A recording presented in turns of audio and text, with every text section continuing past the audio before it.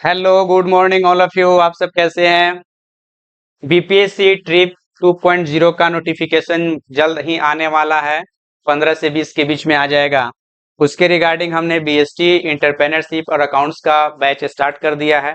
तो आज के क्लास में हम लोग बीएसटी का क्लास करेंगे, कंसेप्ट यानी बीएसटी का introduction, business, trade and commerce के बारे में। तो ये मेरा कांटेक्ट नंबर है, व्हाट्सएप नंबर। आप इस पे कांटेक्ट कर लीजिए। गूगल प्ले स्टोर से गुरुदेव कॉमर्स क्लासेस सर्च कीजिएगा, तो वहां से आप मेरे एप्लीकेशन को डाउनलोड कर सकते हैं और आप सब्सक्रिप्शन लेकर, और कुछ जिसको सब्सक्रिप्शन नहीं लेना है वो फ्री ऑफ कॉस्ट भी डेमो वीडियो भी वहां से आप वॉच कर सकते हैं। 30% वीडियो जो मेरा होगा वो यूट्यूब पे आपको फ्री ऑफ कॉस्ट मिलेगा। बाद बाकी 10% वहां आपको ऐप के अंदर भी मिल जाएगा। तो आप 40% फ्री ऑफ कॉस्ट भी इंजॉय कर सकते हैं। बाद बाकी 60% अगर आपको और एक्स्ट्रा अचीव करना है तो आप यहाँ से कॉन्टेक्ट करके पेमेंट करके सब्सक्रिप्शन लीजिए और क्लास को एंजॉय कीजिए। चलिए, हम बीएसटी के जो फर्स्ट क्लास जो है हमारा कंसेप्ट इंट्रोडक्शन का, कि हम बीएसटी का क्या मतलब होता है, बिजनेस स्टडीज का क्या कंसेप्ट है, बिजनेस स्टडीज में हमें मेन इंपॉर्टेंट पॉइंट्स को किसको फोकस करना होता है। तो ये हम 11th क्लास का 1 बाय 1 एक एक टॉपिक को हम डिस्कस करते हुए चलेंगे कंसेप्ट वाइज, और लास्ट में हम लोग एमसीक्यू करेंगे। तो वीडियो को शुरू से अंत तक देखते रहिए। चलिए लेट्स स्टार्ट। यहाँ पे all human beings require different types of goods and services, different types of goods and services। ये चीज आपको देखने को मिल रहा है कि हर एक व्यक्ति को क्या चाहिए, डिफरेंट टाइप्स के गुड्स चाहिए और सर्विस चाहिए। किस लिए? Satisfy their needs and wants, अपने आवश्यकता की पूर्ति करने के लिए। हर एक मनुष्य की आवश्यकताएं क्या होती है? अनलिमिटेड होती है। लेकिन हमें जो नेसेसिटी होती है वह रोटी कपड़ा मकान की होती है, जो हम इकोनॉमिक्स में ही पढ़ते हैं, और वही चीज हमें बीएसटी के अंदर में भी पढ़ने को मिलेगा कि satisfying their needs and wants. The necessity of supplying goods and service has led to certain activities undertaken to produce and sell what is needed by other. यानी कि जो बिजनेस होता है वह हम बिजनेस में यह चीज सोचते हैं कि सामने वाले बंदे को किस चीज की रिक्वायरमेंट है, जिस चीज की उसकी रिक्वायरमेंट होती है वही चीज हम क्या करेंगे, प्रोड्यूस करेंगे। क्योंकि मार्केट हमें एनालिसिस करना पड़ता है, समझना पड़ता है, जानना पड़ता है कि बंदे को यानी कस्टमर को किस प्रोडक्ट की आवश्यकता है, उसी प्रोडक्ट को प्रोड्यूस करना क्या कहलाता है, बिजनेस का मेन कंसेप्ट कहलाता है। आइए नेक्स्ट पॉइंट है economic and non economic activity. देखिए, इकोनॉमिक एक्टिविटी और नॉन इकोनॉमिक एक्टिविटी दोनों पॉइंट को समझने से पहले हमें ये चीज समझना होगा कि हम किसको बोलेंगे इकोनॉमिक एक्टिविटी और किसको बोलेंगे non economic activity. This refers to those activities which are inspired by the objective of earning money. ध्यान से समझिएगा, इकोनॉमिक एक्टिविटी हम यहाँ पे लिख रहे हैं इकोनॉमिक एक्टिविटी। जो एक्टिविटी यानी जो काम करने से रुपया पैसा हमें मिले उसे हम क्या बोलेंगे, इकोनॉमिक एक्टिविटी बोलेंगे। सर क्या क्या हो सकता है जिससे हम इकोनॉमिक एक्टिविटी बोल सकते हैं? जैसे हम एक एजुकेटर हैं, हम एक टीचर हैं, तो हम पढ़ा रहे हैं तो हमको पैसा मिल रहा है, तो ये मेरा इकोनॉमिक एक्टिविटी है। हम टीचर हैं और अपने बच्चे को पढ़ा रहे हैं, वहां से हमको पैसा नहीं मिल रहा है, तो हमारा नॉन इकोनॉमिक एक्टिविटी है। एक नर्स है, किसी भी पेशेंट को इंजेक्शन लगाती है तो वहां से उसको 50 रुपया मिलता है, इकोनॉमिक एक्टिविटी है। लेकिन अपने लव एंड अफेक्शन एक वर्ड यूज किया जाता है, लव एंड अफेक्शन यानी कि जिसके साथ ब्लड का रिलेशन हो या फैमिली रिलेशन हो, जहां से पैसा ना तो आप उम्मीद करते हो ना सामने वाला आपको पैसा देता है, वो क्या हो जाएगा, नॉन इकोनॉमिक एक्टिविटी। लेकिन हर एक एक्टिविटी जहां से आपको अर्न हो गया, आप मनी अर्न कर लिए, तो उसको हम किस कैटेगरी में लेके जाएंगे, इकोनॉमिक एक्टिविटी के अंदर में लेके जाएंगे। तो यहाँ पे स्पष्ट रूप से आप देख पा रहे हो, आई होप कि आप इसका मीनिंग को भी समझ गए हो कि these economic activities are the means of livelihood। Economic activities constitute of employment, profession and business. इसको 3 कैटेगरी में डिस्ट्रीब्यूट किया गया है, एम्प्लॉयमेंट, प्रोफेशन एंड बिजनेस। तो 1 बाय 1 हम लोग डिस्कस करेंगे। क्लासिफिकेशन ऑफ इकोनॉमिक एक्टिविटीज में प्रोफेशन सबसे इंपॉर्टेंट पॉइंट क्या है, प्रोफेशन। प्रोफेशन क्या होता है, एम्प्लॉयमेंट क्या होता है, तो इसको हम समझेंगे।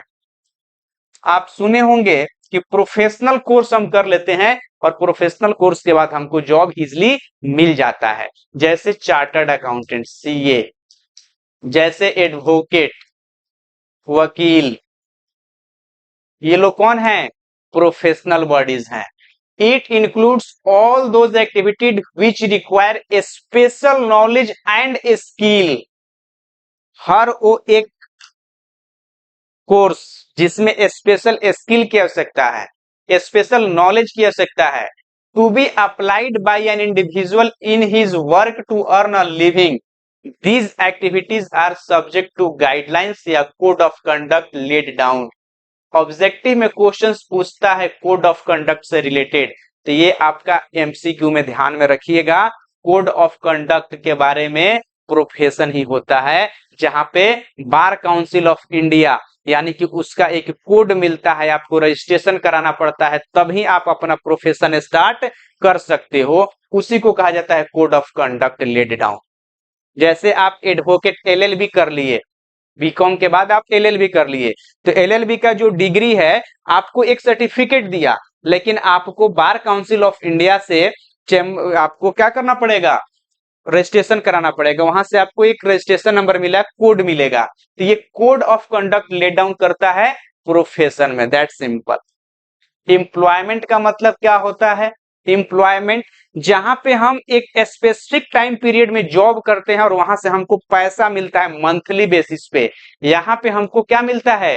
फी मिलता है। यहाँ पे हमको फी मिलता है और यहाँ पे हमको सैलरी मिलता है। दोनों में ध्यान रखिएगा। और बिजनेस में क्या मिलता है? बिजनेस में हमको प्रॉफिट मिलता है। बिजनेस में हमको प्रॉफिट मिलेगा। प्रोफेशन में हम फी लेते हैं, जैसे डॉक्टर क्या लेते हैं? फी लेते हैं। एडवोकेट क्या लेते हैं? फी लेते हैं। चार्टर्ड अकाउंटेंट क्या लेते हैं? फी लेते हैं। एम्प्लॉयमेंट में जैसे हम एक टीचर, गवर्नमेंट टीचर है या प्राइवेट टीचर है, हमको क्या मिलेगा? सैलरी मिलेगा। हम किसी कंपनी में जॉब कर रहे हैं, हमको क्या मिलेगा? सैलरी मिलेगा। लेकिन अगर हम बिजनेस कर रहे हैं तो हमको प्रॉफिट मिलेगा। तो एम्प्लॉयमेंट के अंदर में क्या होता है कि हमको एक डिग्री की आवश्यकता होती है।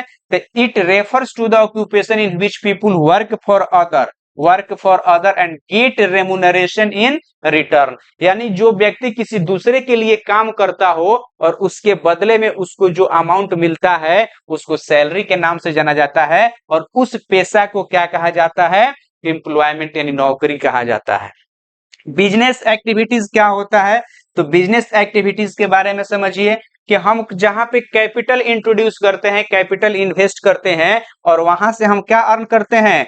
Purchase and sales of goods या supply services with the main objective of earning profits. हमारा मेन ऑब्जेक्टिव क्या होता है? प्रॉफिट अर्न करना। उसको हम क्या बोलते हैं? बिजनेस बोलते हैं। आई होप कि आपको बहुत अच्छे से समझ में आ गया हो प्रोफेशन, एम्प्लॉयमेंट और बिजनेस। नेक्स्ट स्लाइड पे देखिए।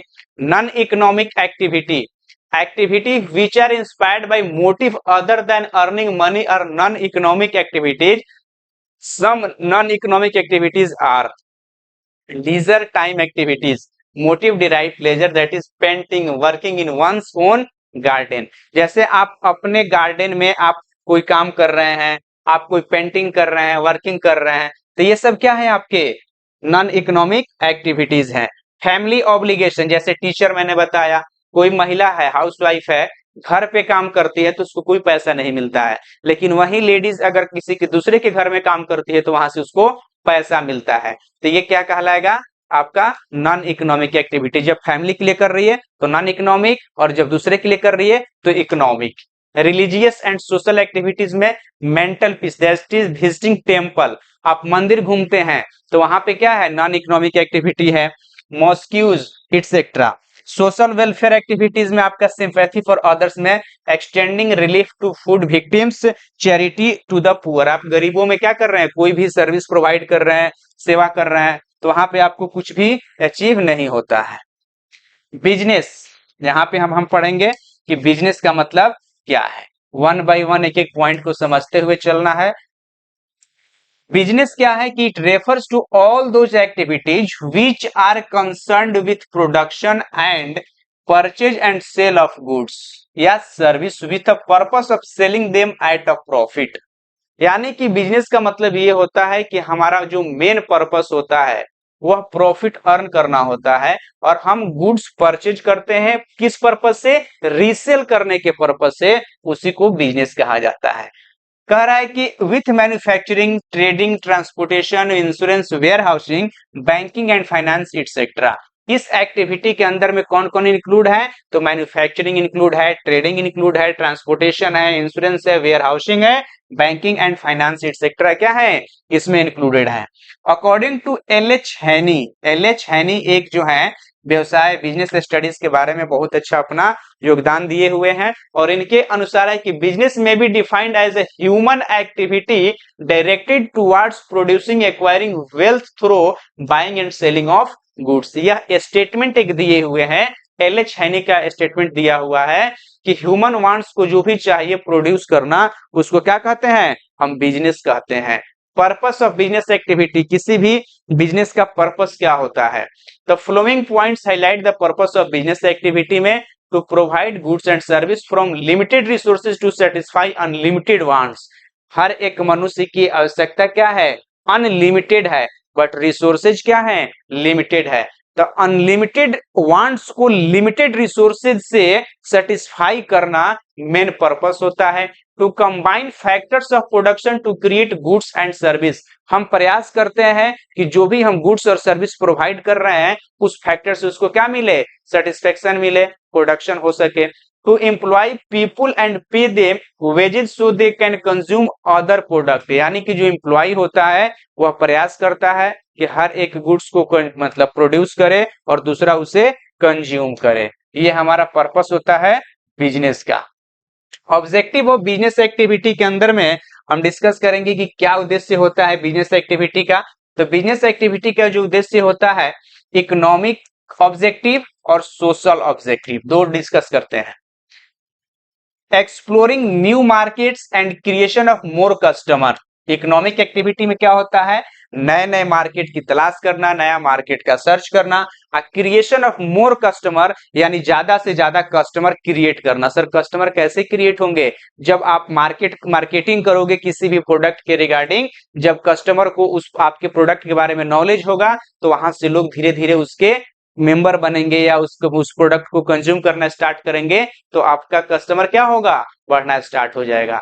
Growth and expansion of business operation. Growth and expansion of business expansion यानी कि आपको अपने बिजनेस के ऑपरेशन को क्या करना है?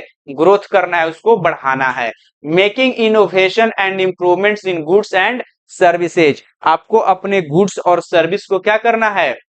इनोवेशन मतलब होता है खोज करना, नए नए तरीका, नए नए टेक्निक, लेटेस्ट टेक्नोलॉजी के साथ गुड्स प्रोड्यूस करो, उसमें कुछ चेंजेज करो, टेस्ट में, क्वालिटी में। तो कस्टमर का इंटरेस्ट जो है कंटिन्यूअस बना रहता है, इसी को कहा जाता है इकोनॉमिक ऑब्जेक्टिव। सोशल ऑब्जेक्टिव में क्या होना चाहिए? The production and supply of quality goods and services for the society. आपको कुछ सोसाइटी के बिहाफ में, यानी कि आप उस तरीके का गुड्स प्रोड्यूस करो जिससे सोसाइटी में किसी भी तरीके का हार्मफुलनेस ना हो, उसके प्रॉफिट के लिए करो, उसके फायदे के लिए करो। ये आपका सोशल ऑब्जेक्टिव होना चाहिए। Providing goods at reasonable price, ये ना कि कोई गुड्स प्रोड्यूस कर रहे हैं आप और उसका बहुत ज्यादा प्राइस हाई कर दे। जैसे सपोज कीजिए आपने कोई बिजनेस स्टार्ट किया और उसका प्राइस जो है ना 500 रुपया रख लिया, किसी प्रोडक्ट का प्राइस 500 रुपया रख लिया, और जिस सोसाइटी में, जिस लोकेशन में आपका बिजनेस है वहां का इनकम जो है बहुत कम है, तो क्या ये लोग आपके प्रोडक्ट को परचेज कर पाएंगे? नहीं कर पाएंगे। तो मैं एक छोटा सा एग्जांपल लेता हूं। लिंक ग्लाइसर पेन का नाम सबने सुना होगा। ये पेन जो है स्टार्टिंग में 3 रुपया से स्टार्ट हुआ और आज से 9 रुपया या 10 रुपया पे पहुंच गया है। तो धीरे धीरे जब कस्टमर को टेस्ट लग जाता है ना, तो ये क्या करते हैं? प्राइस धीरे धीरे इंक्रीज कर देते हैं। तो इसका भी ध्यान आपको रखना होता है। Contributing towards the general welfare and upliftment of society. आपको अपने हिसाब से सोसाइटी के रिगार्डिंग कुछ ना कुछ क्या करना चाहिए? कंट्रीब्यूशन देना चाहिए सोसाइटी के लिए, कुछ सोसाइटी के बिहाफ में, ताकि सोसाइटी का भी डेवलपमेंट हो सके। ये आपके बिजनेस का सोशल उद्देश्य, सोशल ऑब्जेक्टिव होना चाहिए। ठीक है। नेक्स्ट है ह्यूमन ऑब्जेक्टिव। ह्यूमन ऑब्जेक्टिव के अंदर में आप बात कर सकते हैं कि primary refer to objective aimed at safeguarding the interest of employ. यानी कि आपका जो मेन पर्पस होना चाहिए ह्यूमन ऑब्जेक्टिव में कि जो आपके यहाँ एम्प्लॉय है उनका सेफ्टी है या नहीं है। कहीं ऐसा तो नहीं है कि उस एम्प्लॉय अपने आप को अनसेफ फील कर रहे हैं, क्योंकि स्टेबिलिटी है कि नहीं, जॉब प्रोफाइल का स्टेबिलिटी है कि नहीं, सैलरी मिल रहा है कि नहीं, किसी तरीके का कोई भी अनहोनी होने का तो प्रॉब्लम नहीं है आपके मतलब कंपनी के अंदर में। तो ये सारा सिक्योरिटी कौन चाहते हैं, ह्यूमन ऑब्जेक्टिव के बिहाफ में। नेशनल ऑब्जेक्टिव, राष्ट्रीय उद्देश्य क्या होना चाहिए, तो सिंपल सा बात है कि these are objective for fulfilling the national goals and aspiration, creation of employment, यानी कि आपको राष्ट्र हित में भी कुछ करना चाहिए, प्रॉफिट अर्न करके टैक्स का चोरी नहीं करना है, जो भी प्रॉफिट अर्न कीजिए वो गवर्नमेंट के पास टैक्स जो है इजिली पे कीजिए। Thus we can say that profit maximization is an important objective of business but should not be sole objective of business. Best said by Henry Ford. Henry Ford ने क्या कहा है कि business is not more money chasing but it should also aim at serving the community. यानी कि business जो है money के लिए नहीं होता है, अपने कम्युनिटी को सर्व करने के पर्पज से होना चाहिए। ये किसने कहा है, हेनरी फोर्ड ने कहा है, हेनरी फ्यूल नहीं, हेनरी फोर्ड ने कहा है। कैरेक्टरिस्टिक्स ऑफ बिजनेस एक्टिविटी में क्या है, क्या क्या इसके कैरेक्टरिस्टिक्स हैं, तो production purchase of goods, production purchase of goods और प्रोविजंस या सर्विसेज, आपके प्रोडक्शन होना चाहिए गुड्स का परचेज करने के लिए और सर्विस को प्रोवाइड करने के लिए प्रोविजंस होना चाहिए। सेल या exchange of goods and service for satisfaction of human needs, आपको क्या करना चाहिए कि ह्यूमन नीड्स के सेटिस्फेक्शन के लिए सेल करना चाहिए या एक्सचेंज करना चाहिए। Regularity of dealing, dealing regular basis पे होना चाहिए। जैसे हम एक सिंपल सा बात करें, बिजनेस किसे कहेंगे, या हम दो एग्जांपल ले लेते हैं, ट्रेड और यहां हम लिखते हैं बिजनेस। इसमें अगर दोनों में डिफरेंस पूछ दे किसको ट्रेड बोलेंगे, तो ध्यान रखिएगा ट्रेड में आता है buying and selling of goods, buying and selling of goods, और बिजनेस में आता है परचेजिंग ऑफ रॉ मटेरियल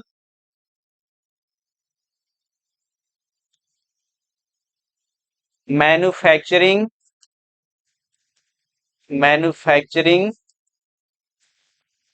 तब buying and selling of goods. ये चीज जो है बिजनेस में, यानी हम बिजनेस में क्या होता है, मैन्युफैक्चरिंग ऑफ गुड्स होता है, और ट्रेडिंग में क्या होता है, केवल और केवल बाइंग और सेलिंग, यानी हमने यहां से एक दुकान से गुड्स परचेज किया for the purpose of resale, दोबारा उसको बेचने के पर्पस से। लेकिन बिजनेस के अंदर में क्या होता है, गुड्स को मैन्युफैक्चर करना होता है, बाय करना होता है, सेल करना होता है, तीनों टर्म्स इसमें आता है। तो आपको जो भी बिजनेस करना चाहिए रेगुलर बेसिस पे करना चाहिए, प्रॉफिट अर्निंग होना चाहिए, एलिमेंट रिस्क होना चाहिए, अनसर्टेनिटी ऑफ रिटर्न होना चाहिए। तो ये सारे आपके कैरेक्टरिस्टिक्स हैं, किसके, बिजनेस एक्टिविटी के सारे कैरेक्टरिस्टिक्स हैं। नेक्स्ट है इंडस्ट्री। इंडस्ट्री किसे बोलेंगे, इंडस्ट्री हम किसे बोलेंगे, तो इंडस्ट्री इनका मतलब होता है कि जहां पे बहुत सारे उद्योग धंधा हो, बहुत सारे उद्योग हो, नंबर ऑफ इंडस्ट्रीज यानी नंबर ऑफ प्रोडक्शन वहां पे ज्यादा होता है, उसको हम क्या बोलेंगे, इंडस्ट्री। तो it includes all those process through which goods are produced by application of human mechanical power, it relates with conversion of raw material into finished product, यानी कि हम इंडस्ट्री उसको बोलेंगे जहां पे रॉ मटेरियल के बेस से या रॉ मटेरियल से फिनिश्ड गुड्स यानी रेडी टू यूज गुड्स तैयार किया जाता है, उसको हम क्या बोलेंगे, इंडस्ट्री बोलेंगे, उद्योग बोलेंगे। इंडस्ट्री को भी अलग अलग प्राइमरी इंडस्ट्री, सेकेंडरी इंडस्ट्री और टर्टियरी इंडस्ट्री तीन भागों में डिस्ट्रीब्यूट किया गया है, जिसका फर्स्ट पॉइंट है प्राइमरी इंडस्ट्री। प्राइमरी इंडस्ट्री में हम किसको कहते हैं, तो these are those industries which are concerned with extraction of natural resources। Natural resources का मतलब क्या हो गया कि जो भगवान के द्वारा, जो ह्यूमन मेड नहीं हो, जो गॉड के द्वारा दिया गया हो, उसको हम बोलते हैं natural resources. Raising things from earth, water and reproduction of living organism, plants etcetera. The primary industries में बी फर्दर क्लासिफाइड एज, तो आपको सिंपल समझ में आया कि प्राइमरी इंडस्ट्री का मतलब ये होता है जो नेचुरल रिसोर्सेज से हमें प्राप्त हो। अब इसको भी कई कैटेगरी में बांटा गया है। तो एक्सट्रैक्टिव इंडस्ट्रीज क्या होता है? एक्सट्रैक्टिव इंडस्ट्रीज एग्जाम्स में आने वाले क्वेश्चंस में इन सभी क्वेश्चंस का बहुत ज्यादा इंपॉर्टेंट रोल होता है। तो these industries are those which are engaged in extraction something beneath the surface of earth and water and include products obtained from forest, that is agriculture, minerals like coal, iron ore, fishes from benefits with the water, wood and timber मतलब होता है लकड़ी from forest etc। यानी ये सब चीज आप देख रहे हो कि जितना चीज हमने कोल का नाम लिया, मिनरल्स का नाम लिया, आयरन ओर का नाम लिया, फिशेज मतलब मछली का नाम लिया, वाटर पानी का नाम लिया, टिम्बर लकड़ी का नाम लिया, तो ये सारा चीज क्या है? नेचुरल रिसोर्सेज है। और नेचुरल रिसोर्सेज हमारा क्या है? तो प्राइमरी इंडस्ट्री के अंदर में प्राइमरी इंडस्ट्री मेन हेड हो गया और उसके सब हेड में आता है एक्सट्रैक्टिव इंडस्ट्रीज। एक्सट्रैक्टिव इंडस्ट्रीज किस में आता है? प्राइमरी इंडस्ट्री के सब हेड में। सेकेंड आता है जेनेटिक इंडस्ट्रीज। कौन आता है? Genetic industries. तो ध्यान से समझिए कि जेनेटिक इंडस्ट्रीज किसको कहते हैं। तो these industries are engaged in reproduction या multiplication of certain species of plants and animals. यानी कि जो जेनेटिक इंडस्ट्रीज होता है यह इंगेज होता है किसमें? रिप्रोडक्शन में या multiplication of certain species of plants and animals. तो इसको हम क्या बोलते हैं? Genetic industry. जैसे nursery, animal husbandry, poultry farming, pisciculture growing, dairy farming, orchards and farms, this all are the example of genetic industries where plants are grow for sale, rearing for cattle of milk, raising birds for meat and eggs, fish in ponds, rivers and canals, dairy farming, cattle used for getting milk and to produce butter, cheese etc, orchards and farms used to grow different types of fruits like apples, cherries etc। तो इस purpose से अगर आप किसी चीज को मतलब व्यवसाय करते हैं, बिजनेस करते हैं, तो ये सारे जेनेटिक इंडस्ट्रीज के कैटेगरी में कंसीडर किए जाएंगे। और जो नेचुरल रिसोर्सेज हमने प्राइमरी में पढ़ा वो हमारे एक्सट्रैक्टिव के अंदर में आएंगे। तो यहाँ पे लिखा हुआ है एक्सट्रैक्टिव वर्सेस जेनेटिक इंडस्ट्रीज, इन दोनों में डिफरेंस बताया गया है कि जेनेटिक में और एक्सट्रैक्टिव और जेनेटिक में डिफरेंस क्या है। तो in extractive industries man can not add to the, देखो यहां से, man can not add to the wealth of nature. कुछ भी आप एक्स्ट्रा ऐड नहीं कर सकते हो। जैसे कोयला का उत्पादन हम कर सकते हैं क्या? पानी की व्यवस्था हम कर सकते हैं क्या? ठीक ना? आयरन ओर की व्यवस्था हम कर सकते हैं क्या? वुडन की जंगल का व्यवस्था हम कर सकते हैं क्या? तो ये नेचुरल रिसोर्सेज है। तो ये सारे में हम ऐड, ह्यूमन के द्वारा कोई भी चीज एक्स्ट्रा ऐड नहीं किया जा सकता है। But in genetic industries man add to the wealth of nature through a process of reproduction. यानी कि जेनेटिक में पॉसिबिलिटी है आपको ऐड करने का। तो एमसीक्यू यहां से बन सकता है कि in which industry man can add some for future uses, some for future uses. तो जेनेटिक इंडस्ट्री आपका आंसर हो जाएगा। मैन कैन नॉट यूजेज, ये sorry, man can not add anything for future use, तो एक्सट्रैक्टिव इंडस्ट्री आंसर हो जाएगा। तो MCQ जो बीपीएससी लेवल का या जो कॉम्पिटिटिव लेवल का पूछता है तो उसमें इसी तरीके से एक्सपीरियंस बेस्ड क्वेश्चंस पूछता है, कंसेप्ट बेस्ड क्वेश्चंस पूछता है। तो इसको आपको विशेष तरीका से पढ़ना है, समझना है, ध्यान देना है। ठीक है, next point, secondary industry. Primary हमने पढ़ा पहले प्राइमरी इंडस्ट्री। प्राइमरी इंडस्ट्री के अंदर में हमने दो पॉइंट पढ़ा, एक्सट्रैक्टिव इंडस्ट्री और जेनेटिक इंडस्ट्री। सेकेंड हम पढ़ रहे हैं सेकेंडरी इंडस्ट्री। अब सेकेंडरी इंडस्ट्री में क्या होता है कि these industries new products by using the products of primary industry. यानी कि प्राइमरी इंडस्ट्री को यूज करके जो हम दूसरा कुछ मतलब दूसरा कोई प्रोडक्ट तैयार करते हैं उसको हम क्या बोलते हैं? सेकेंडरी इंडस्ट्री बोलते हैं।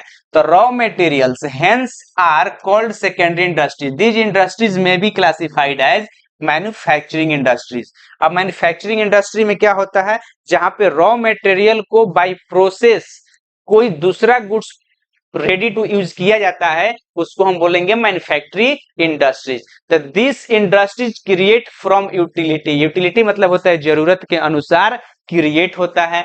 That is they change the form of raw material and produce finished goods with new form and new use. Example, cloth is manufactured from cotton raw material. These are of several types. These are of several types. यह बहुत तरह का होता है। Second आता है analytical industries. Analytical industries में कौन आता है?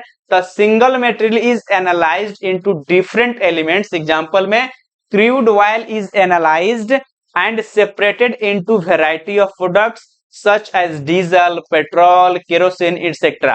जैसे हम एनालिटिकल में बोल सकते हैं कि जहां पे फिल्ट्रेशन ऑफ वर्क होता है उसको हम क्या बोलेंगे? एनालिटिकल इंडस्ट्रीज बोलेंगे।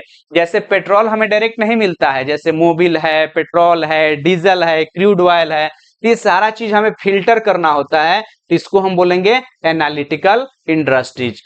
मैन्युफैक्चरिंग इंडस्ट्रीज में रॉ मटेरियल, एनालिटिकल में फिल्ट्रेशन, और प्रोसेसिंग इंडस्ट्रीज में क्या होता है? तो when a raw material is processed through various stages to make a final product, it is a processing industry. That is cotton is processed through spinning, weaving यानी धागा बनाना। हम कॉटन से क्या बनाते हैं? धागा बनाते हैं। धागा से फिर उसको बाई प्रोसेस करके हम क्या करते हैं? कपड़ा बनाते हैं, क्लोथ्स बनाते हैं। तो इसको हम प्रोसेसिंग इंडस्ट्री, नाम से ही क्लियर है। नेक्स्ट आता है सिंथेटिक इंडस्ट्री। तो raw material are mix together to make more useful product, यानी कि रॉ मटेरियल में जब मिक्सचर ऑफ मटेरियल किया जाता है तो उसको सिंथेटिक इंडस्ट्री, नाम है सिंथेटिक। कौन सा? सिंथेटिक होता है ना, प्योर कॉटन है, प्योर कपड़ा जो है हमारा प्योर कॉटन कपड़ा है, तो हम देखते हैं कि इसमें मिक्स कितना है? सिंथेटिक। तो नाम से ही पता चल गया कि सिंथेटिक इंडस्ट्रीज में नाम रखिएगा कि उसमें मिक्सअप होता है, क्योंकि यहाँ पे लिखा है कि आप raw material are mix together to make a more useful product. Cement is made by mixing limestone, gypsum and coal. Gypsum और कोल में क्या किया जाता है? सीमेंट बनाने के प्रोसेस में जिप्सम और कोल का मिक्सअप किया जाता है। ये हमारा क्या कहलाएगा? सिंथेटिक इंडस्ट्रीज कहलाएगा। नेक्स्ट हमारा आता है असेंबलिंग इंडस्ट्रीज। कंप्यूटर का असेंबल सबको पता होता है। These industries parts manufacturing by different industries are assembled to produce new and useful products, that is television, computer, car और इट्सेट्रा। जैसे हम सुजुकी कंपनी का कार खरीदते हैं, टाटा कंपनी का कार खरीदते हैं, लेकिन टायर जो रहता है एमआरएफ का रहता है, किसी अदर कंपनी का रहता है, अदर पार्ट्स किसी अदर कंपनी का रहता है। तो that is the meaning of assemble, यानी कि हमारा कंप्लीट प्रोडक्ट सब कुछ अपना ना होकर हम किसी अदर जगह से व्यवस्था करें। कंस्ट्रक्शन इंडस्ट्रीज में आपका लैंड बिल्डिंग, जो हमारा बिल्डिंग जो क्रिएट होता है, हम इसको बोल सकते हैं इंफ्रास्ट्रक्चर। तो कंस्ट्रक्शन इंडस्ट्रीज में क्या आएगा? तो this industries are concerned with construction activities like building of house, roads, dams, bridge, etc. These industries get raw materials from manufacturing industries and extractive industries, यानी कि जो हमारा कंस्ट्रक्शन है वह कंस्ट्रक्शन किसमें होता है? हम बिल्डिंग, घर बनाते हैं, रोड बनाते हैं, डैम्स बनाते हैं, ब्रिजेस यानी पुल बनाते हैं, तो ये सारा हमारा कंस्ट्रक्शन इंडस्ट्रीज के कैटेगरी में आता है। नेक्स्ट पॉइंट है टेरिटरी या सर्विस इंडस्ट्री। टेरिटरी और सर्विस इंडस्ट्रीज किसे बोलेंगे? So these are those industries which provide services to help business to move unhindered, that is transport, banking, communication, insurance, advertising, etc. The group of firms working in similar service is called industry, that is banking industry. तो territory industry के अंदर में ही हमारा ये सारा process आ जाता है। तो बीपीएससी में या किसी भी कॉम्पिटिटिव एग्जाम में जो एमसीक्यू पूछा जा सकता है वो पूछा जाता है कि transportation is the part of which types of industry. तो आपको ध्यान में होना चाहिए territory, service industry. Banking is related to which type of industry? Territory और सर्विस इंडस्ट्री। तो कम्युनिकेशन, इंश्योरेंस, एडवर्टाइजिंग, इस तरीके से नाम देकर पूछ सकता है, या choose the which is related to territory या सर्विस इंडस्ट्री। तो ये आपको ध्यान में होना चाहिए कि ट्रांसपोर्टेशन, बैंकिंग, कम्युनिकेशन, इंश्योरेंस और एडवर्टाइजिंग जो होता है वह टेरिटरी या सर्विस इंडस्ट्री का भाग होता है। तो हमने 3 पार्ट पढ़ा, रिकॉल कर लेते हैं एक बार शुरू से। क्या क्या हमने पढ़ा? तो हमने बिजनेस का मीनिंग पढ़ा, हमने कॉमर्स पढ़ा, हमने क्या पढ़ा, तो बिजनेस में एम्प्लॉयमेंट क्या होता है, प्रोफेशन क्या होता है और बिजनेस क्या होता है। उसके बाद हमने इंडस्ट्री पे, इंडस्ट्री में हमने प्राइमरी इंडस्ट्री पढ़ा, प्राइमरी इंडस्ट्री के दो पार्ट पढ़ा, एक्सट्रैक्टिव इंडस्ट्रीज और जेनेटिक इंडस्ट्रीज। फिर हमने सेकेंडरी इंडस्ट्रीज पढ़ा, सेकेंडरी इंडस्ट्रीज में हमने कंप्लीट पढ़ा, और थर्ड हमने टेरिटरी और सर्विस इंडस्ट्रीज कंप्लीट कर लिया। तो आई होप कि आपको यहां तक कोई डाउट नहीं होना चाहिए। नेक्स्ट पॉइंट है कि difference between firm and industry, difference between firm and industry, difference between firm and industry. क्या डिफरेंस होता है एक फर्म में और एक इंडस्ट्री में? The firm is an enterprise engaged in production of a commodity या service, whereas industry is a set of firm producing homogeneous goods या सर्विस।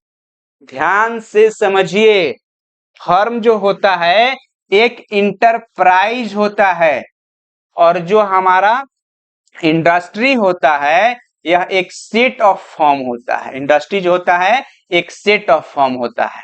क्लियर है? A firm is an individual productive unit and industry is a set of all such firms big या small engaged in identical productive activity। Example में different kinds of textile clothes producing firms constitute the textile industries। all banks, banks हमारा क्या हो जाएगा, banking industry है, bank हमारा क्या है, इंडस्ट्री है। rendering banking services together constitute the banking industry। Clear है पॉइंट? कॉमर्स किसको बोलते हैं? कॉमर्स, वाणिज्य। It provides the means for the distribution of goods to consumers and bridges the gap between the producer and consumers. Trade is the nucleus to commerce, which is added by many auxiliaries to remove various hindrances which come in the way of distribution of goods by the trader to the consumer. यानी कि एक system होता है, commerce क्या करता है, एक system provide करता है जिसके अंदर में सारे एक्टिविटी कस्टमर के सेटिस्फेक्शन तक फुलफिल किया जाता है, उसे हम क्या बोलेंगे, कॉमर्स बोलेंगे। That's it. नेक्स्ट है टाइप्स ऑफ कॉमर्स। तो टाइप्स ऑफ कॉमर्स में पहला पॉइंट है ट्रेड। पहला क्या है, ट्रेड। जैसे मैंने आपको ट्रेड में और बिजनेस में डिफरेंस समझाया था, तो उसी का पॉइंट है ट्रेड। ट्रेड क्या समझाता है हमें, तो it refers to buying and selling. क्या करता है, buying and selling of goods and services. Traders act as a link between the manufacturers and the consumers. Traders क्या, ट्रेड क्या करता है, मैन्युफैक्चरर्स और कंज्यूमर्स के बीच में एक लिंक क्रिएट करता है। तो डायरेक्ट क्वेश्चंस पूछा जाता है कि इन विच सेक्टर या in which types of commerce relation create between manufacturer and consumer. तो ट्रेड में ये चीज क्रिएट होता है, ये ध्यान रखिएगा। इंटरनल और होम ट्रेड। इंटरनल और होम ट्रेड में क्या है, it means buying and selling of goods with in the geographical boundaries of a country. यानी कि इंडिया के अंदर अंदर जब हम बिजनेस करते हैं, जो अपने गुड्स का सेलिंग करते हैं, तो उसको हम क्या बोलेंगे, इंटरनल या होम ट्रेड बोलेंगे। On the basis of scale of operation, home trade में बी होलसेल ट्रेड या retail trade. The wholesalers buy in large quantities from manufacturers and sell them in a small quantities to retailers। retailers क्या करता है कि यहाँ पे wholesaler क्या करता है कि मैन्युफैक्चरर से ह्यूज क्वांटिटी में गुड्स परचेज करता है, और ह्यूज क्वांटिटी गुड्स जो परचेज करता है उसको धीरे धीरे अपने रिटेलर को सेल करता है। तो मैन्युफैक्चरर से होलसेलर आता है, और होलसेलर से रिटेलर, और रिटेलर से कस्टमर। तो यहाँ पे जो आपको चार्ट दिख रहा है, इस चार्ट में आप हर एक चीज क्लियर कर सकते हैं। इसमें जो चार्ट दिख रहा है कि यहाँ पे देखिए मैन्युफैक्चरर, होलसेलर, रिटेलर और कौन है, कंज्यूमर। तो ये डायरेक्ट प्रोसेस आपको समझ में आ जाएगा कि मैन्युफैक्चरर से होलसेलर, होलसेलर से रिटेलर, रिटेलर से कंज्यूमर। तो आप यहां से समझो कि कंज्यूमर और होलसेलर के बीच में लिंक क्रिएट कर रहा है होलसेलर और कंज्यूमर। किसके लिए, रिटेलर के लिए। मैन्युफैक्चरर और रिटेलर के बीच में कौन है, होलसेलर है। मैन्युफैक्चरर और रिटेलर के बीच में कौन है, होलसेलर है। और रिटेलर के बीच में कौन है, होलसेलर और कंज्यूमर। तो क्वेश्चंस आप यहां से एमसीक्यू भी इजीली सॉल्व कर सकते हैं। नेक्स्ट पॉइंट आता है हमारा फॉरेन ट्रेड। फॉरेन ट्रेड हम किसको बोलेंगे? तो it refers to buying and selling of goods between two और more countries. It is a flowing type. Foreign tribes में एक्सपोर्ट ट्रेड आता है और इंपोर्ट ट्रेड आता है। एक्सपोर्ट और इंपोर्ट ट्रेड। एक्सपोर्ट का मतलब होता है अपने देश से किसी अदर देश में, अपने कंट्री से किसी अदर कंट्री में गुड्स जब हम भेजते हैं तो उसको हम बोलते हैं एक्सपोर्ट ट्रेड। और इंपोर्ट ट्रेड का मतलब होता है कि अदर कंट्री से अपने कंट्री में जब गुड्स आता है तो उसको हम बोलते हैं इंपोर्ट ट्रेड। एक्सपोर्ट ट्रेड्स में कर रहा है कि it implies sale of goods to foreign countries. Example में India exporting tea to UK. India क्या करता है? यूके यानी यूनाइटेड किंगडम को, अमेरिका को चाय पत्ती एक्सपोर्ट करता है। और इंपोर्ट में क्या हो जाएगा? It imply purchase of goods from foreign countries. India importing petrol from Iran. Iran से हम लोग क्या मंगाते हैं? पेट्रोल मंगाते हैं। तो ये हमारा इंपोर्ट ट्रेड के अंदर आ जाएगा। और इंटरपोर्ट ट्रेड क्या होता है? इंटरपोर्ट, इंटरपोर्ट में क्या होता है कि इट इज ऑल्सो कॉल्ड री export. It is also called री एक्सपोर्ट, यानी कि दोबारा एक्सपोर्ट करने के पर्पज से। जैसे इंडिया ने तेल मंगा लिया इससे, ईरान से, और फिर वापस इंडिया किसी अदर कंट्री को तेल भेज दिया, तो इसी को कहा जाता है इंटरपोर्ट ट्रेड, यानी for the purpose of resale. For the purpose of resale. Next point है aids to auxiliary to trade. Aids to auxiliary to trade, तो ये भी हमारा अच्छा पॉइंट है। Auxiliary to trade means those services which smoothen the flow of exchange between the trader and the consumer by removing hindrances of place, time, risk, contact, finance and information. Various auxiliaries to trade are. बहुत सारे भिन्न भिन्न axillary to trade है। तो axillary to trade के अंदर में कौन कौन पॉइंट आएगा उसको भी ध्यान से ये वन बाय वन देखा जाए। ट्रांसपोर्टेशन। तो ट्रांसपोर्टेशन आपको पता है कि हमें ट्रांसपोर्टेशन की आवश्यकता पड़ती है गुड्स को एक स्थान से दूसरे प्लेस पर ले जाने के लिए। तो it creates place utility by bringing the goods from the place of producer to the place of the consumer via the trader. ठीक है। नेक्स्ट आता है communication. Means of communication remove the hindrance of contract. The common communication services are postal service, courier service, telephone service, fax, internet और etc. ये communication के क्या है? माध्यम है बिजनेस करने के लिए। वेयर हाउसिंग होता है गोदाम। देसी भाषा में कहते हैं कि गोदाम कहाँ है, जिसको मतलब इंग्लिश में बोला जाता है अदर सिनोनियम्स है गोडाउन। तो गोडाउन को कॉमर्स के लैंग्वेज में वेयर हाउसिंग के नाम से जाना जाता है। तो there is usually a time lag between production and consumption. During this time goods have to be stored and made available whenever required. Warehousing creates time utility by removing hindrance of time, यानी कि हमारा time का जो भी समस्या है उसको क्या करता है? प्रॉब्लम सॉल्व करता है। जैसे मान लीजिए कि हमने एक मार्केट में शॉप ओपन कर दिया और हम आपको अपना वेयर हाउसिंग यानी गोडाउन जो है यहाँ से 10 किलोमीटर दूर रख दिए, तो क्या हम इजिली सेल कर सकते हैं? नहीं। तो हमारा नियर अबाउट होना चाहिए, ऑन द प्लेस होना चाहिए, और हमारा गोडाउन वहां होना चाहिए जहां पे ट्रांसपोर्टेशन की इजिली फैसिलिटी हो, इजिली सुविधा हो। Banking and finance. No business is possible without adequate finance. Banking and finance companies greatly facilitate trade by providing timely finance to producer, traders, and even consumers to buy products like houses, cars, etc. and remove hindrance of finance. यानी कि जो हमारा banking और finance का जो services है यह हमें जो भी सब प्रॉब्लम है बैंकिंग से संबंधित, कंपनी से संबंधित, इसको क्या करता है? फाइनेंशियल प्रॉब्लम को सॉल्व करता है। कौन? Banking finance. Next point insurance. Insurance क्या करता है कि जो हमारा गुड्स है, हमारा जो बिजनेस में जो गुड्स है उसको सुरक्षा प्रदान करता है। Protect the goods. गुड्स को क्या करता है? प्रोटेक्ट करता है। किस चीज से? तो फॉर द लॉस। फ्यूचर में अगर जैसे लॉस बाय फायर हो गया, लॉस बाय थेफ्ट हो गया, आग लग जाने की वजह से, चोरी हो जाने की वजह से या किसी अदर वजह रीजन से हमारा गुड्स डिस्ट्रॉय हो जाता है, तो इंश्योरेंस क्या करता है, गुड्स का सेफ्टी करता है। लॉस इन ट्रांजिट भी हो सकता है, रास्ते में हम ट्रक पे माल ला रहे थे और ट्रक क्या हो गया, पलटी मार दिया, तो उस कंडीशंस में हमें जो इंश्योरेंस है प्रोटेक्शन प्रोवाइड करता है, सुरक्षा प्रोवाइड करता है। एडवर्टाइजिंग क्या करता है जी, तो एडवर्टाइजिंग हमें ये विज्ञापन के माध्यम होता है जो हमारे प्रोडक्ट के बारे में कस्टमर तक एग्जैक्ट और सही न्यूज पहुंचाता है, ताकि कस्टमर हमारे प्रोडक्ट के बारे में जान सके और ज्यादा से ज्यादा हम सेल कर सकें। जब जितना ज्यादा सेल होगा तो उस बिजनेस में रेवेन्यू भी उतना ज्यादा होगा। क्लियर है। नेक्स्ट पॉइंट है मैन्युफैक्चरिंग एंड सर्विस सेक्टर। तो मैन्युफैक्चरिंग सेक्टर में आता है कि the progress of industrialization has been a striking feature in Indian economic system. The rapid industrialization has been possible due to technological advancement and increased managerial skill. क्या करता है, managerial skill को increase करता है। कौन इंक्रीज करता है जी, manufacturing sector increase करता है। सम हाइलाइट्स यहाँ पे है, industrial production has grow upon bye 5 time. कितना टाइम, 5 टाइम ग्रो करता है।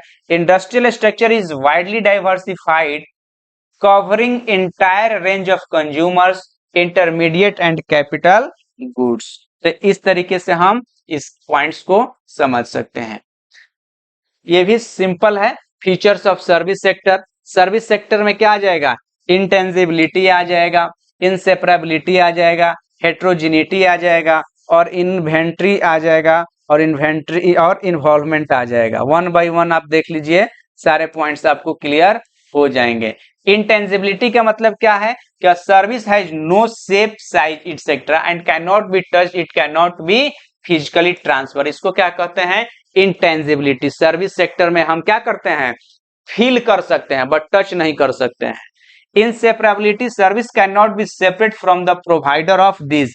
जैसे हम एक डॉक्टर हैं तो हमारा स्थान कोई अदर बंदा नहीं ले सकता, हम एक टीचर हैं तो हमारा स्थान कोई अदर बंदा नहीं ले सकता है।